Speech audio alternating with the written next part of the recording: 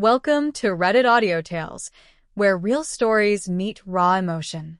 Every tale you hear is based on true events shared online, full of drama, betrayal, heartbreak, and sometimes unexpected redemption. So sit back, relax, and prepare yourself for a story you won't forget. I'm Kira. I'm 27 now, and 2 years ago, I made what everyone calls the biggest mistake of my life. But I'm not so sure about that anymore. So here's the thing. At 22, I had what everyone thought was the perfect setup. I was married to this guy Trevor, who had some steady job doing logistics stuff for a company. Nothing glamorous, but it paid the bills. We had our little starter house here in Phoenix, a baby girl named Zoe, who was absolutely gorgeous, and everyone kept telling me how lucky I was to have it all figured out so young. But you know what? I felt like I was slowly dying inside. Every single day was the same routine. Trevor would leave for work. I'd take care of Zoe, clean the house, make dinner, and wait for him to come home so we could watch Netflix and pretend we were living some great life. Meanwhile, my friends from college were posting these incredible pictures from Miami, hanging out with actual celebrities, going to exclusive parties, dating guys who could actually afford to treat them like queens. And here I was, changing diapers and getting excited about a date night at Applebee's if we could find a babysitter. Don't get me wrong, Trevor wasn't a bad guy. He was just so painfully ordinary. He'd come home and tell me about his day, like I was supposed to care about shipping schedules and office drama. He thought bringing me flowers from the grocery store was romantic. He'd suggest we save money for vacation by going camping instead of somewhere actually nice. Everything about our life was just so small and boring, and I started realizing I had settled for the first guy who seemed stable, instead of waiting for someone who could actually give me the life I deserved. The worst part was how everyone acted like I should be grateful. My mom would go on and on about how Trevor was such a good provider, how lucky I was to have a man who came home every night. My sister would remind me how hard it is to find a good guy these days, but they didn't understand. Providing isn't the same as thriving. I was 22 years old, and I felt like my life was already over. I started following these Instagram accounts of women living in Miami, and their lives looked absolutely incredible. Designer clothes, amazing restaurants, yacht parties, men who actually knew how to treat a woman right. My friend Jasmine had moved down there after graduation and was dating this music producer who bought her a BMW just because he wanted to. She'd send me pictures from VIP sections at clubs where actual famous people hung out, and I'd look at my life and wonder where I went wrong. Trevor started noticing I was unhappy, but instead of trying to understand, he'd get defensive. He'd say things like, "Isn't our family enough for you?" And, "Why do you need all that superficial stuff?" Like wanting more than a mediocre life made me shallow. He couldn't see that I was suffocating in this suburban bubble where the most exciting thing that happened was a new restaurant opening at the strip mall. The breaking point came when Jasmine invited me to visit Miami for a long weekend. She said I needed to see what I was missing, and honestly, I was desperate for anything that wasn't changing diapers and pretending to care about Trevor's work stories. When I told Trevor I wanted to go, he got all weird about it. He started asking why I needed to party when I had responsibilities at home, like I wasn't allowed to have fun because I was a mother. That's when I realized he didn't see me as a person anymore, just as his wife and Zoe's mom. I booked the flight anyway, and honestly, best decision I ever made, even if everyone wants to blame me for what happened next. That Miami weekend completely opened my eyes to what my life could actually be. Jasmine picked me up from the airport in this gorgeous BMW that her boyfriend had surprised her with, not because it was her birthday or anything, just because he wanted to spoil her. That's when I knew I was in a completely different world than the one where Trevor thought surprising me with takeout was romantic. The hotel suite was incredible, overlooking the beach with floor-to-ceiling windows and room service that actually tasted like real food, not like the chain restaurants Trevor always suggested because he had coupons. Jasmine looked absolutely stunning, designer everything, perfect hair and nails, that glow that comes from being treated right by someone who actually appreciates you. She kept saying how good it was to see me, but I could tell she was shocked by how dowdy I looked compared to her new life. We went shopping first, and Jasmine insisted on buying me some actual nice clothes because, in her words, you can't hit Miami looking like a suburban mom. I tried to protest, but honestly, when I saw myself in those outfits, I remembered who I used to be before I got trapped in this domestic routine. I looked like a woman who deserved good things, not someone who should be grateful for grocery store flowers. That night, we went to this incredible restaurant where they knew Jasmine's boyfriend by name, and then to this exclusive club with actual VIP treatment. Not like the sports bars Trevor would take me to where we'd split appetizers and he'd complain about the prices. This was how successful people lived, and being around that energy made me feel alive for the first time in years. That's where I met Rico. He was this rapper who had just finished performing, and when he walked into our VIP section, every woman in the place turned to look at him. He had this presence that Trevor would never have. Confidence, success, the kind of magnetism that comes from actually achieving something in life. When he started talking to me, asking about my life, he listened like what I had to say actually mattered. He didn't interrupt me to talk about himself or check his phone like Trevor always did. Rico told me I was too beautiful to be wasted on some basic life, and honestly, he was right. He said he could tell I was meant for more than whatever small-town situation I was stuck in. When he asked for my number, I gave it to him without even thinking about it. For the first time in years, I felt like a desirable woman instead of just someone's wife and mother. The rest of the weekend was like living in a completely different world. Every restaurant, every club, every experience was what I should have been having all along instead of settling for mediocrity. Flying back to Phoenix felt like returning to black and white after experiencing color for the first time.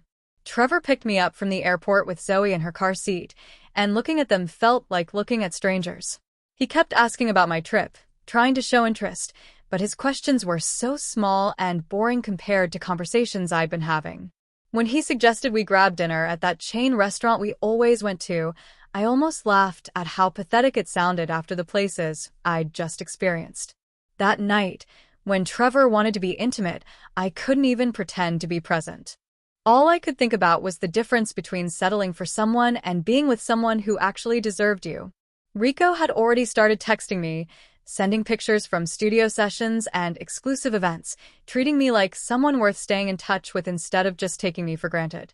I knew right then that I had to make a choice, and honestly, it wasn't even close. The next few weeks were torture. Pretending everything was normal while I planned my escape from this mediocre life, Rico was texting me constantly, sending pictures from recording studios and exclusive parties, telling me I was too special to waste my time in some suburban bubble. Every message reminded me of what I was missing by staying trapped in this routine. Trevor could sense something was different, but instead of stepping up his game, he got more clingy and insecure. He'd ask who I was texting, where I was going when I needed to run errands, like he didn't trust me to live my own life.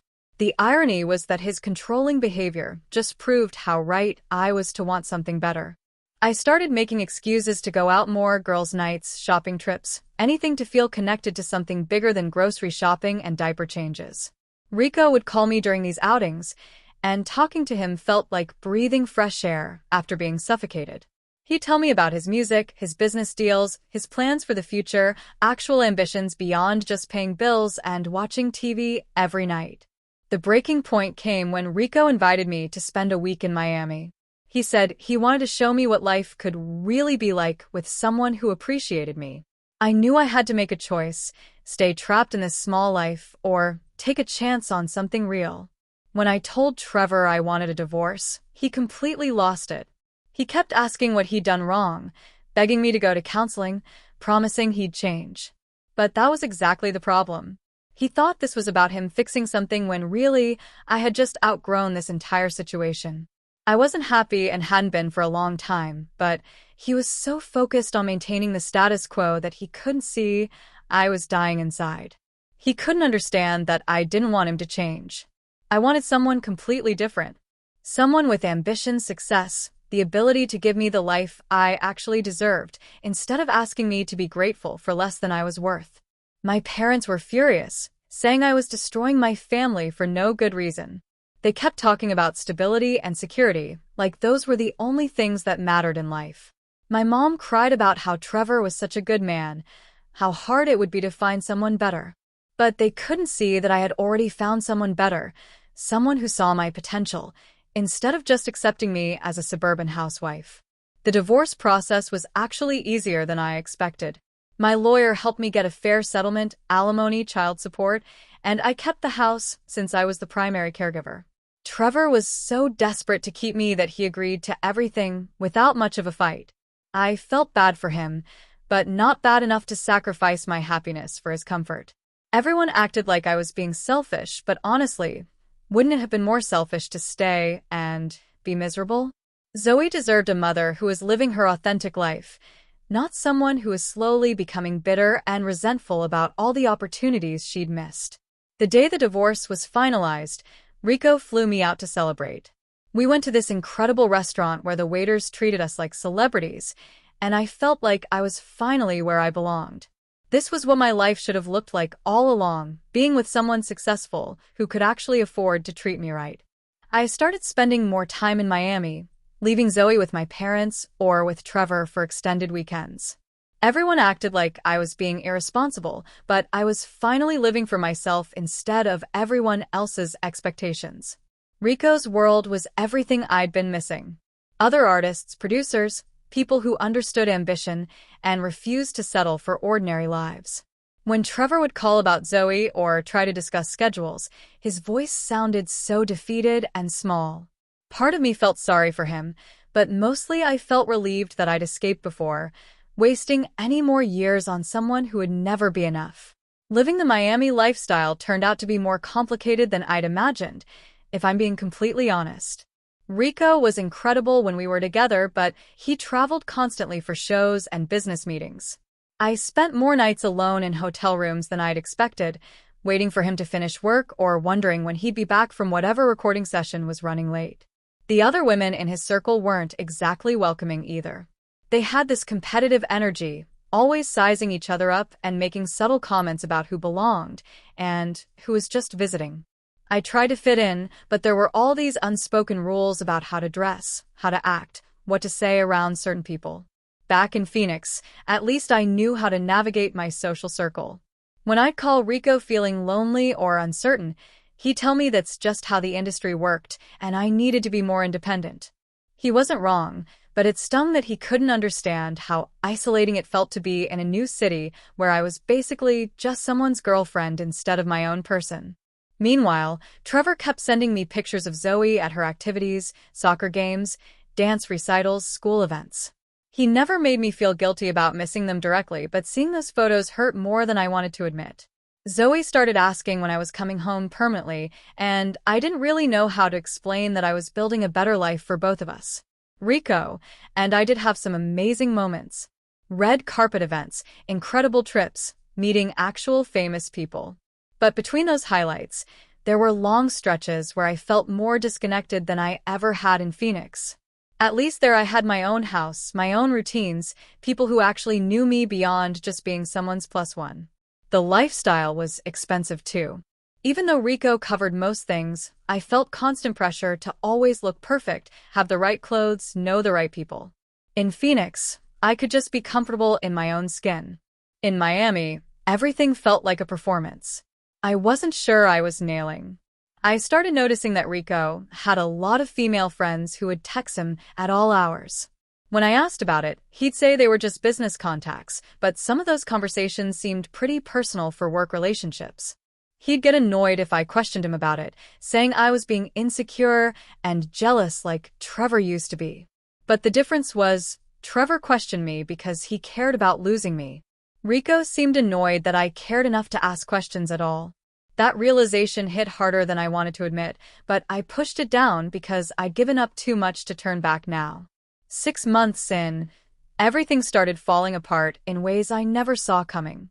Rico became distant, always busy, constantly having excuses for why he couldn't spend time together. I'd see him posting on social media at events where I wasn't invited, with other women visible in the background of his stories. When I finally confronted him about how disconnected we'd become, he said I was being too clingy and that he'd never promised me exclusivity. Those words hit me like a physical blow because I'd literally destroyed my entire life thinking we were building something real together. That's when I found out through Jasmine that Rico had been seeing multiple women the entire time we were together. Apparently, Everyone in his circle knew, except me. I was just another rotation girl, completely replaceable, while I'd been telling everyone back home about my upgrade and my amazing new relationship. I felt so incredibly stupid and used. All those months I'd been posting glamorous photos and talking about my new life, and the whole time I was just another temporary distraction for him. The worst part was that I'd sacrificed my marriage, my stability, my relationship with my daughter, all for someone who saw me as completely disposable. Coming back to Phoenix was humiliating beyond belief. I'd been so vocal about my new life, so confident that I'd made the right choice, and now I had to face everyone knowing it had all fallen apart exactly like they'd predicted it would. But the real shock was finding out that Trevor had moved on. He was dating someone from his workplace, this woman named Sarah, who was younger than me, prettier than me, and according to every mutual friend, absolutely perfect for him and amazing with Zoe. Seeing them together at school events was torture because she looked at him the way I used to, and he looked genuinely happy in a way I'd never seen during our marriage. My parents tried to be supportive, but they had this underlying "we told you so" energy that made every conversation feel like a lecture about poor choices and consequences. My friends back home had moved on with their lives while I was playing house in Miami, and I felt like a stranger trying to fit back into a world that had continued spinning without me. The house felt empty and depressing after all the excitement I'd experienced. Going from penthouse suites and five-star restaurants back to my little starter home and chain restaurant options was honestly devastating. I started spending way too much time scrolling through social media, checking Rico's profiles obsessively to see what I was missing. He'd moved on to some Instagram model who was everything I wasn't, younger, more connected in the industry, probably less demanding and needy than I'd been. Watching them together online was like watching someone else live the life I thought I deserved. I'd also find myself checking Trevor's girlfriend's Facebook page, hating how perfect their little family looked with my daughter smiling in their photos. Sarah seemed to effortlessly be everything I should have been: supportive, engaged, happy with a simple life that I'd found suffocating. The isolation was crushing, but admitting I'd made a mistake felt impossible when I'd been so confident about my choices. 2 years later, I'm still sitting in this same house, collecting alimony, and working part-time at some office where I basically just answer phones and file paperwork. It's mind-numbing, but honestly, it's all I can handle right now because my confidence is completely shot. Rico's engagement to that Instagram model was all over social media last month. She gets everything I thought I deserved: the public relationship, the real commitment, the partnership I convinced myself he'd eventually want with me. They just bought some incredible house in LA, and she's pregnant now, getting the whole package I sacrificed my marriage for. Meanwhile, Trevor married Sarah 6 months ago in this beautiful ceremony where Zoe was the flower girl, looking absolutely radiant in photos. I definitely shouldn't have been stalking online. They bought a bigger house in a nicer neighborhood. And from what I can see, Sarah's everything I never managed to be, content with building a life instead of always wanting more. The worst part is how happy Zoe is with them. She barely asks to stay with me anymore, and when she does visit, she talks nonstop about Sarah this and Sarah that. Sarah helps with homework. Sarah makes the best pancakes. Sarah taught her how to braid friendship bracelets. I've become the weekend mom in my own daughter's life, watching someone else be the mother I was supposed to be. My friends treat me like a cautionary tale now. They're all married with kids, living their suburban lives that I used to judge so harshly. And I'm the single one who had it all and threw it away for nothing. They don't say it directly, but I can see it in their eyes when they talk about their husbands and families. They act like I should have been grateful for what I had, but none of them understand what it felt like to be suffocating in mediocrity. I still follow Rico on Instagram because, honestly, I can't help myself. His life looks absolutely incredible. Grammy nominations, sold-out international tours, that perfect relationship with his fiancée who seems to effortlessly navigate his world in ways I never could. Sometimes I wonder what would have happened if I'd been more patient, more understanding of his lifestyle, less needy about wanting commitment and security. Trevor's doing amazingly well too. He got promoted to some management position, and he and Sarah are trying for a baby now. It's like both of them took everything they learned from being with me and became better versions of themselves for other people. They erased me from their success stories and flourished without me. Everyone's moved forward except me, and I'm stuck here in this house that reminds me of everything I walked away from. People keep telling me I need to focus on myself, maybe try dating again, but honestly, I'm exhausted from searching for something that clearly doesn't exist for me. At 27, I feel like my life is essentially over while everyone else is just getting started with theirs. The worst part is knowing that I did this to myself, but I can't even admit that out loud because then everyone would feel justified in saying they told me so. So here I am, still checking my ex-husband's wife's Facebook page and my ex-boyfriend's Instagram stories, watching other people live the lives I convinced myself I deserved, while I sit alone in a house that's supposed to represent my independence, but really just reminds me of everything I lost trying to find something better.